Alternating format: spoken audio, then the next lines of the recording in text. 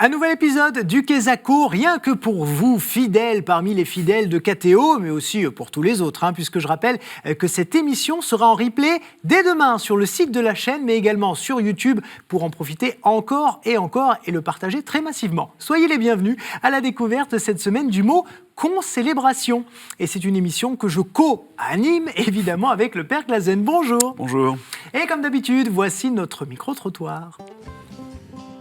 Ah ouais, on commence par moi à chaque fois. Je l'avais appris, mais je sais plus. Si on découpe le mot, dedans il y a Célébration. et con. Con, je dirais, toujours travailler ensemble, communauté. Donc célébration entre plusieurs personnes. Voilà. Donc peut-être dans une église. Une messe dite à plusieurs prêtres ou à plusieurs prêtres évêques. Quand il y a des gros rassemblements, quand il y a quelque chose à célébrer, oui, voilà. Quelque chose d'important, de grandiose à célébrer, oui. Pour l'ordination, peut-être une ordination. Oui. Les grandes fêtes, quand il y a des prêtres étrangers qui sont Quand on invités. canonise un saint. Eh ben voilà, il y a plein de bonnes choses, bravo à tous. Et en même temps, quand même, le mot est assez facile à décortiquer comme ça de prime abord. Mais je vous propose de rentrer un peu plus dans l'histoire et la mécanique de cette concélébration. Père, on va revenir au commencement. Comment c'était au tout début du christianisme? Comment on célébrait? Alors, tout au début, autant qu'on le sache, on en sait beaucoup. Tout au début, seul l'évêque célèbre, et autour de lui son clergé. Donc, il y a une messe quand l'évêque est là. Et donc, c'est systématiquement qu'on célébrait. Mais alors, qui a décidé un jour, je dirais, d'isoler les prêtres, de les faire célébrer tout seuls? Comment ça s'est forgé? Alors, c'est pas que ça a été décidé un jour. Il y a, à mon avis, on peut repérer dans l'histoire deux tournants, deux événements. D'abord, il y a au IVe siècle Saint Martin de Tours. Ça, c'est vrai pour nous, pour les Occidentaux.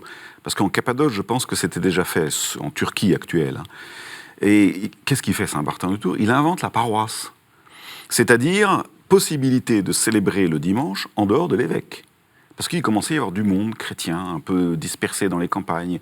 Et alors, s'il fallait qu'ils retournent à la capitale de la région pour aller à la messe, ça veut dire qu'ils allaient à la messe 2 fois par an. Les années, il y avait plus de voitures en plus.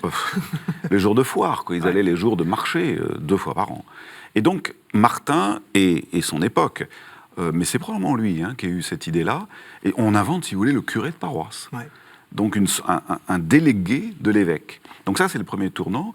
Le second tournant a probablement lieu entre le Xe, XIIe siècle, c'est-à-dire Cluny, par une abbaye extraordinairement importante, en Bourgogne cette fois-ci, qui multiplie les messes. En fait, c'est ça ce qui a fait qu'on multiplie les intentions de messe. C'est-à-dire on prie pour une intention particulière, et en particulier pour nos défunts. Et du coup, la demande a été pléthorique. Alors, on a trouvé comme solution que chaque prêtre allait dire une messe. Puis chaque prêtre va en dire 2. Et puis ils ont eu une autre idée, ensuite, c'est qu'à Cluny, il y aurait une messe en continuum. C'est-à-dire jamais l'action de grâce ne cessera. Et donc quand un prêtre arrêtait, un autre prenait la suite, etc. Donc multiplication des messes, évidemment, pas qu'on célébrait.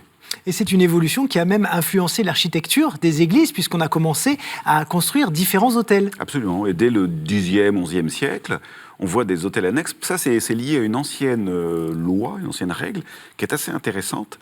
C'est que sur un hôtel ne peut être célébrée qu'une messe par jour. Ouais. Et donc, on avait l'hôtel. Au début, il y avait un hôtel. Point final. Principal, central. Un hôtel dans lequel il y avait des reliques.